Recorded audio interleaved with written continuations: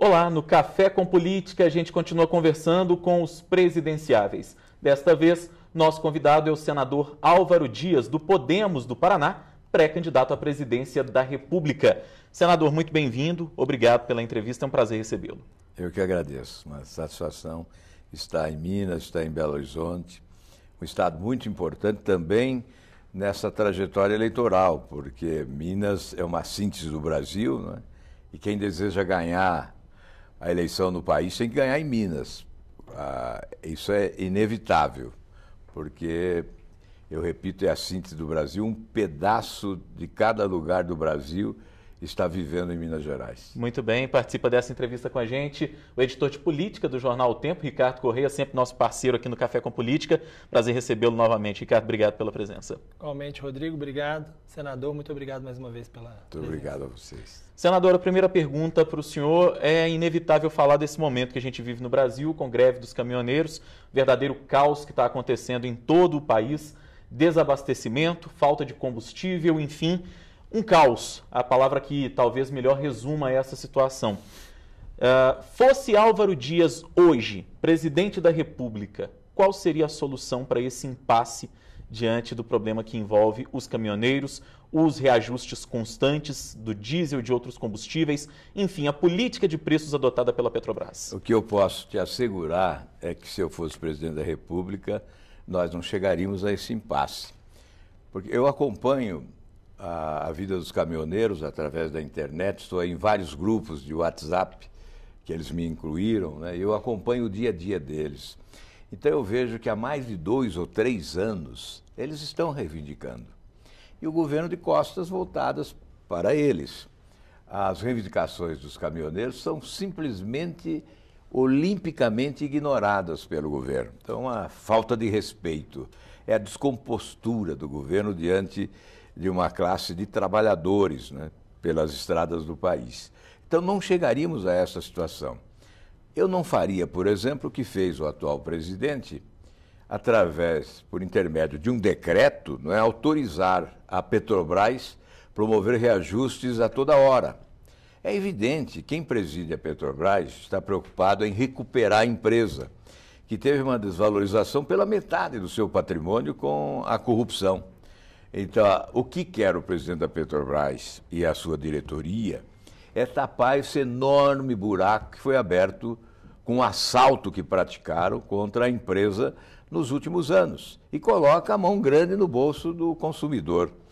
Portanto, esse decreto não existiria se eu fosse presidente, porque o presidente da República tem que ter visão global dos problemas. Não cabe a um setor localizado, com interesse pontual, definir a vida das pessoas, aumentando preços desta forma, preço do gás, do diesel, da gasolina. É evidente que passaria pelo presidente da República a palavra final sobre reajustes, que o presidente está acompanhando todos os segmentos da economia e certamente ele tem mais possibilidade de atender o reclamo popular do que o presidente da Petrobras, obviamente. Agora, solução de longo prazo é uma reforma tributária também, não é? Na verdade, o que nós vemos aí é que quando sobe o dólar, sobe o preço do combustível aqui. Mas quando desce o dólar, o preço do combustível não desce, fica onde está. Então, isso também é uma injustiça com o consumidor. Mas a reforma tributária é um caminho viável para a redução dos preços, não só dos combustíveis, mas de todos os produtos que nós consumimos. Se nós fizermos uma reforma tributária inteligente, um sistema progressivo, tributando mais na renda do que no consumo, a roda da economia vai girar com mais força, o Estado brasileiro, o governo vai arrecadar mais e os brasileiros pagarão menos impostos. E impostos corretamente distribuídos, com justiça fiscal. Quem pode mais, paga mais. Quem pode menos, paga menos. Hoje, o que nós vemos é que alguns pagam demais, outros pagam de menos e outros nada pagam, são obrigados a sonegar para sobreviver. Então, um novo sistema, um sistema inteligente, moderno, uma política tributária que promova a distribuição de renda e, principalmente, possibilite essa redução do custo alto pago pelos brasileiros em razão de uma carga tributária muito pesada. Agora, senador, apesar dos impostos altos pagos no país, o serviço público oferecido é muito criticado, né, nas mais diversas áreas. As pesquisas costumam mostrar a área de saúde como a principal, ou uma das principais, ao lado talvez da segurança pública e tal, né, como uma das áreas com maior problema hoje no Brasil. Principalmente a atenção primária e secundária, né, dos pacientes. Como o senhor poderia resolver essa questão? Como é que o senhor acha o que na saúde é possível fazer para que esse primeiro atendimento seja mais bem prestado? Olha, realmente a saúde pública do Brasil é um caos, né? E deveria ser a suprema lei. O Banco Mundial fez há alguns anos um estudo e constatou que muito mais do que falta de dinheiro é falta de vergonha, porque falta planejamento, falta competência de gestão e há muita corrupção no sistema. Eu, quando governador, inaugurei o SUS no Paraná. Talvez o primeiro estado a inaugurar o SUS, né, com a descentralização da saúde, promovendo o fim das filas, a existência de medicamentos sem falta em todas as áreas. Enfim, houve um avanço especial em matéria de atendimento na área primária, na área secundária. Hoje, nós temos o SUS como um bom sistema, eu considero um bom sistema, mas muito mal administrado. A administração desse sistema é essencial. Nós sempre voltamos à questão dos recursos. Há município gastando 30%, 35%, 38% do seu orçamento com a saúde pública. O governo da União vem descendo em matéria de transferência de recursos para o setor de saúde. Nós temos que rever os orçamentos e estabelecer as prioridades, conforme elas estão postas à nossa frente. Hoje, os governantes não conseguem fazer a leitura correta das prioridades da população. E isso leva à má aplicação do dinheiro público, ao desperdício. Não há aquela relação custo-benefício da aplicação do dinheiro público. E saúde é essencial. Nós podemos aqui enumerar algumas práticas que podem ser desenvolvidas. No entanto, é preciso sempre lembrar que é o município que cuida, na ponta do exercício da atividade da saúde pública. Cabe ao governo federal ser sócio, exatamente assumindo a sua responsabilidade com a transferência de recursos. Eu creio que devemos também aproveitar uma ideia do senador Ronaldo Caiado. Ele está propondo, e eu estou assumindo esse compromisso, a carreira de médico federal, que seria instituída para colocar médicos nos municípios mais abandonados, mais distantes, onde os médicos não querem ir. Então, criar uma carreira especial de médico federal, exatamente para atender nestas localidades.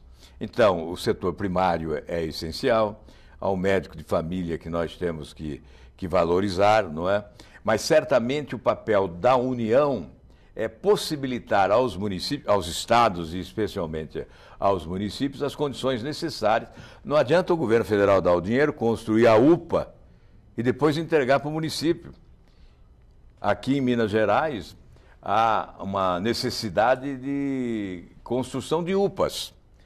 Mas o governo federal não pode apenas construir, dar o dinheiro para a construção e depois abandonar, porque o custeio que é o problema. A manutenção é que é o problema. Então, nós temos que estabelecer uma nova relação entre o governo da União e as unidades federativas. E o senhor tem qual posicionamento em relação ao teto de gastos que foi colocado pelo governo Temer e que envolve diretamente o setor da saúde, tocado agora pelo Ricardo, e também o setor da educação, que é outro ponto crítico, que é outro ponto-chave? Realmente foi um esforço, porque o país à deriva, as contas públicas deterioradas, esmagadas pela corrupção e pela incompetência, alcançando o déficit histórico de 150 bilhões no ano. Hoje nós temos um déficit público que chega quase a 10% do produto interno bruto. 10% do produto interno bruto deveria ser os recursos para a educação. Nós não chegamos a 6%. E, no entanto, o déficit público já chega a 10% do produto interno bruto.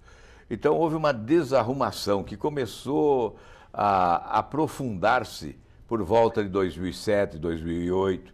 Em 2010, eu denunciei que o governo estava preparando uma bomba relógio de efeito retardado que explodiria no colo dos brasileiros, e ela explodiu. Essa política do teto de gastos é, sem dúvida, o retrato desta realidade. O governo mergulhou num oceano de dificuldades quase que intransponíveis. E olha, no início de 2019, o presidente da República, que assumiu o comando da administração federal, vai encontrar um Estado parado, sem dinheiro para o custeio. Vai se defrontar com um impasse incrível. Terá que tomar empréstimos para o custeio. Isso fere a regra de ouro que culmina em impeachment do presidente. E você colocou essa questão essencial do teto de gastos. O aprofundamento da crise leva o governo a não conseguir mais cumprir o teto de gastos. Então teremos que rever o teto de gastos. Isso é inevitável. E mais, a política do salário mínimo se esgota com este governo. Nós teremos que adotar uma nova política do salário mínimo. Eu já advogo a tese de que devemos descolar as contas do governo do salário mínimo, para que nós possamos ter uma política de salário mínimo vinculada ao mérito no trabalho, para proporcionar, evidentemente, a recuperação do poder de compra do salário. Porque hoje, se você pega o valor do salário mínimo, desconta o aluguel, desconta gás, luz, energia e vai para o supermercado, você não compra o que é necessário para a alimentação com qualidade da sua família. Então é evidente que isso está errado e que nós temos que adotar uma política de salário mínimo que seja inteligente e capaz de atender às mínimas necessidades da família do trabalhador. Agora, o senhor destacou bem que muitas vezes a questão não é nem a quantidade de recursos, mas a própria administração, a maneira como isso é planejado, né? Uma área aqui no Brasil também é bastante descentralizada, a área de educação. Há como haver uma política nacional que reorganize a educação brasileira, que é uma demanda histórica, né, e que é apontado como um problema inicial que vai levar a um outro problema no futuro de competitividade. Exato, Você colocou bem, Ricardo, porque... Ricardo, né? Rodrigo e Ricardo. Você colocou bem, porque a questão da produtividade, ela fica ligada ao modelo educacional. O modelo educacional é essencial para elevar os índices de produtividade no país. Hoje nós temos, entre os países emergentes, colocados aí no contexto dos países de renda média, nós temos a penúltima produtividade. Nós só ganhamos da África do Sul. E investimentos também.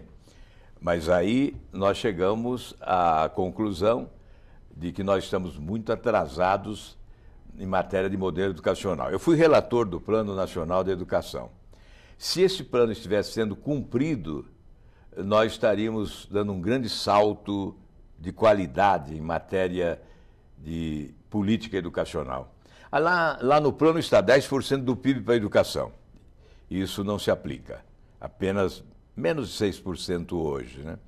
Está lá formação, qualificação do professor, prioridade para educação infantil, prioridade para ensino fundamental com foco no ensino integral e no ensino técnico e, obviamente, como complemento, terceiro item na linha de prioridades, o ensino superior. Mas e o salário do professor? Está lá. Até o 5º ano da aplicação desse plano, e nós já chegamos, não é? O professor deveria ganhar salário equivalente aos seus colegas de universidade, de ensino superior, né? O médico, o dentista, o engenheiro, o advogado, etc. E onde está o salário do professor? Né? Está muito aquém. Então, nós temos um plano bem elaborado. Eu apresentei 103 emendas ao plano original. Depois de realizar 30 audiências públicas, ouvindo os especialistas de todas as áreas, do ensino privado, do ensino público, os melhores, os mais destacados especialistas. E conseguimos elaborar um bom plano com 103 emendas, 50 delas foram aprovadas, né, outras não. As principais não foram, como aquelas que instituíam uma lei de responsabilidade educacional para garantir a aplicação do plano, para garantir o cumprimento das metas sob pena de responsabilização. Por isso não se cumpre. O plano se tornou letra morta. É um papel escrito, poderia ser um panfleto de campanha eleitoral, para não ser cumprido. Palavras soltas ao vento, né? Está lá. Esse é o mal do Brasil. Nós elaboramos leis, supostamente para defender o bem, para condenar o mal, e, no entanto, depois não respeitamos as leis que elaboramos, não cumprimos as leis que elaboramos. Eu estou dizendo isso para concluir que, se nós aplicarmos o atual plano de educação já escrito, já seria um grande programa de política educacional para o próximo governo. No Café com Política de hoje, nós estamos conversando com o senador Álvaro Dias, do Podemos do Paraná, ele que é pré-candidato à presidência da República. Senador, eu queria falar com o senhor a respeito de alguns temas muito ligados a Minas Gerais, que são uma espécie de calcanhar de Aquiles para todos nós que vivemos aqui no estado. E o primeiro assunto é a questão do metrô, que é uma eterna promessa que já se arrasta ao longo das últimas, ou de várias últimas eleições, com a linha 2, o ramal Calafate Barreiro, com o aprimoramento da linha 1, que é a única que existe entre Contagem e Venda Nova, até com a possibilidade de que ela chegue ao município de Betim, também até com a criação de uma linha 3, que seria uma linha subterrânea. O país, o senhor destacou bem, vive um momento de caos econômico, financeiro, administrativo, e o senhor já até destacava que o próximo presidente não tem de onde tirar dinheiro para investir. Mas a gente também precisa dessas obras aqui que Exatamente. são essenciais. Primeiro, como fazê-las? E segundo, o senhor se compromete a isso se eleito presidente da República? Esse é o segundo grande desafio do próximo presidente, o desafio dos investimentos. O primeiro é o ajuste fiscal, saneamento financeiro, o reequilíbrio das contas públicas. E o desafio dos investimentos é o segundo desafio do próximo governo. Nós sempre retornamos ao estágio inicial, que é de refundar a República com a substituição desse sistema que fracassou, que é um sistema corrupto, fábrica de escândalos, né, e matriz dos governos incompetentes, que raspou os cofres públicos. Então, a alegação, não existem recursos para investimentos, é uma alegação real, não existem esses recursos. Mas, na contrapartida, o governo construiu porto em Cuba, aeroporto em Moçambique, hidroelétrica em Venezuela, estradas no Peru, etc., etc., etc. Com o dinheiro nosso, com o dinheiro público. Foram 716 bilhões de reais transferidos para os cofres do BNDES, com taxas de juros pagas pelo governo de 13% a 14%, e com contratos de empréstimos celebrados pelo BNDES com taxas de juros de 3% a 6%, obrigando o povo brasileiro a pagar até 2040 342 bilhões de reais para a readequação das taxas de juros. Ou seja, o povo brasileiro pagando os subsídios para essas taxas privilegiadas que foram praticadas pelo nosso governo, alimentando ditaduras sanguinárias, de ditadores corruptos e violentos que esmagam os seus povos na pobreza, que os expulsa do país, como agora da Venezuela, e sobrevivem, inclusive, alimentados por dinheiro do povo brasileiro, que podia sim construir metrô em Belo Horizonte. Há quanto tempo eu ouço falar do metrô de Belo Horizonte? Você falou realmente que é uma história antiga, né? É uma novela. É uma novela que vem de longe. Evidentemente, se nós redirecionarmos os recursos do BNDES para obras de infraestrutura no Brasil, nós teremos logo de início a possibilidade de alavancarmos estas obras, até que o Estado brasileiro recupere a sua capacidade de investir via orçamento. Nós temos que utilizar esse instrumento. Eu seria um irresponsável se viesse aqui dizer, olha, assim que eu assumir o governo, eu vou liberar o dinheiro do orçamento da União para construir o metrô de Belo Horizonte. Então seria um candidato desavergonhado, né? Mas eu posso falar que com o BNDES, eu venho condenando esse desvio de finalidade do BNDES desde 2005 e venho denunciando essa absurda transação, até com empréstimos secretos. Eu fui autor de mandado de segurança junto ao Supremo Tribunal Federal para quebrar a caixa preta do BNDES. Até empréstimos secretos foram celebrados com esses países ideologicamente próximos daqueles que governaram o Brasil nos últimos anos. Então, esse instrumento, o nosso BNDES é um banco poderoso. O caixa do BNDES é maior do que grandes países do mundo, que bancos públicos de grandes países do mundo. Coreia do Sul, por exemplo. Nós temos um banco que tem mais recursos do que o Banco da Coreia do Sul. Então, nós temos que usar aqui no Brasil, gerar emprego aqui, promover o nosso desenvolvimento. Quando se fala em dívida pública, por exemplo, aí alguém vem e diz, não, mas não é só o Brasil que tem uma grande dívida. Outras nações também possuem dívidas elevadas. No entanto, os outros países contraíram dívidas e investiram produtivamente. Então, transformaram nações emergentes em grandes nações com grandes investimentos de infraestrutura que alavancaram o desenvolvimento. O Brasil, ao contrário. O Brasil engordou as contas bancárias dos banqueiros. Só ganhou o sistema financeiro com as altas taxas de juros, na rolagem desta dívida, gerando juros, encargos, serviços, despesa de administração, impulsionando essa dívida que hoje chega a 74,8% do Produto Interno Bruto. Uma outra demanda muito grande aqui em Minas Gerais, e especificamente aqui na região metropolitana, a questão do Rodoanel, né? Que já que o anel rodoviário se transformou numa grande avenida de Belo Horizonte, o Rodoanel seria para retirar aí parte desse tráfego muito pesado que gera acidentes, principalmente no anel rodoviário. E também é uma questão que envolve a competitividade, né, por facilitar aí o transporte de carga e tal. Qual é a avaliação do senhor sobre a necessidade do Rodoanel? São obras fundamentais que deve colocar o governo da União ao lado da região metropolitana das grandes cidades. No caso de Minas Gerais, o governo da União, o presidente da República, tem que estar ao lado dos prefeitos da região metropolitana para tratar da política de mobilidade urbana. O Rodoanel de Belo Horizonte, eu sei que é uma aspiração antiga e necessária, que vai unir 3 BRs, né? A 040, a 321, né? 381 e 262.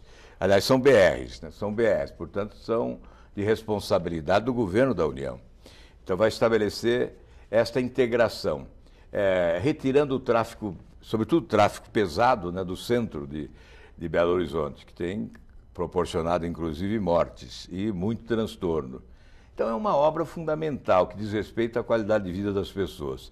Os brasileiros pagam impostos demais e recebem, na contrapartida, serviços precários, serviços públicos precários. Nesta área, a situação vem se agravando, né, com o tráfego urbano se tornando intenso, exageradamente intenso, e sem medidas que possam compensar o crescimento do tráfego, ou seja, medidas que ofereçam solução para aliviar as tensões urbanas decorrentes exatamente deste acúmulo de veículos trafegando pela área central das grandes cidades. Então, o Rodoanel é uma obra cara, evidentemente, mas tem que contar com o governo federal e, certamente, no primeiro momento, na linha dessa solução via BNDES. Senador, a gente está caminhando já para o fim da entrevista, mas ainda tenho tempo para uma última pergunta. E a gente está falando aí da questão do Rodoanel. Iniciamos essa entrevista falando da questão da greve dos caminhoneiros e eu retomo esse assunto para que a gente encerre o bate-papo. O senhor é a favor dessa greve, desse movimento que está sendo realizado no Brasil? Eu acho que a greve é o último argumento, a última medida, e ela tem que ser apoiada. Eu não vejo como não apoiar. Por quê? Porque o governo voltou às costas, realmente. Ele perdeu oportunidades. Não se conversa apenas no momento crucial da crise, do impasse definitivo. Se conversa antes, quando se pressente que há problemas. Aliás, eu acho que o grande administrador é aquele que consegue se antecipar aos fatos. Esse governo, ao contrário, ficou de olhos fechados para os fatos que ocorreriam, né? Não teve essa sensibilidade de chamar os líderes dos caminhoneiros para tratar com eles das soluções possíveis. Há pouco tempo eu fui para a estrada, sentei ao lado de um caminhoneiro e percorri alguns quilômetros de rodovia, conversando com ele e gravando as principais reivindicações dos caminhoneiros. E coloquei na rede social, chamando a atenção do governo, dizendo, olha aí o que está acontecendo. A legislação imposta pelo governo, ela não pode ser respeitada pelos caminhoneiros, porque o próprio governo deveria ser responsável de oferecer as condições para o cumprimento da legislação. E em nenhum momento o governo se manifestou. Em nenhum momento o governo procurou se antecipar aos fatos. E agora defronta-se com essa crise, que certamente é uma crise de gravidade, porque se o governo não encontrar uma solução para atender os caminhoneiros, a fim de que eles voltem à normalidade, nós já temos falta de combustível e chegaremos ao desabastecimento com consequências imprevisíveis. Portanto, cabe ao governo, sim, nesta hora, atender. É evidente que não vai atender todas as reivindicações dos caminhoneiros, mas é preciso negociar o atendimento de algumas dessas reivindicações para superar esse impasse urgentemente. Pré-candidato à presidência da República pelo Podemos, senador paranaense Álvaro Dias, foi nosso convidado no Café com Política. Muito obrigado pela entrevista, foi um prazer recebê-lo. Muito obrigado. Olha, eu sei que é difícil acreditar na palavra do político em razão da frustração enorme, né? Da fé que se perdeu aí nas estradas da decepção. Mas não existe solução para o país sem a política, né? Por isso, nós estamos aqui tentando convencê-lo de que a nossa proposta é crível, é viável, e que nós podemos sim construir um grande país, uma grande nação, refundando a República. Nós contamos com você, muito obrigado. Um grande abraço a Minas Gerais. Ricardo Corrêa, editor de política do Jornal O Tempo, sempre participando conosco aqui do Café. Muito obrigado pelo bate-papo, pela participação. Obrigado, é sempre um prazer. Esta entrevista do senador Álvaro Dias, além da Rádio Super, das nossas redes sociais, estará também nas páginas do Jornal O Tempo. Até a próxima.